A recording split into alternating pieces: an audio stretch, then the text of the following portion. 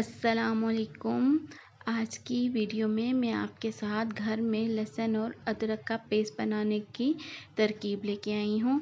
इसके लिए हमको लहसुन और अदरक दोनों इक्वल क्वांटिटी में चाहिए होंगे।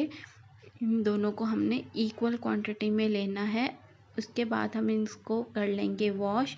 अच्छे से वॉश करने के बाद हम इसको ब्लेंडर जार में डाल देंगे। ब्लेंडर जार में डालने के बाद हमने इसमें पानी की बजाय ऑयल डाल के ब्लेंड करना है।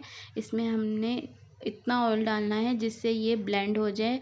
इस ज़्यादा ऑयल का भी इस्तेमाल नहीं करना और इसको अच्छे से हमने ब्लेंड कर देना है ताकि लहसुन और अदरक का कोई टुकड़ा बाकी ना रहे और ये फ़ाइन पेस्ट बना लेंगे। और ये फ़ाइन पेस्ट बनाने के बाद हमने इसको शीशे के जार में, एयर टाइट जार में हमने इसको स्टोर करना है जिससे ये 2-3 वीक्स ख़राब नहीं होगा और आपकी लाइफ इजी हो जाएगी। अक्सर लोगों का ख़राब हो जाता है। आप इस तरीके से बना के स्टोर करें और कमेंट में मुझे भी बताइएगा।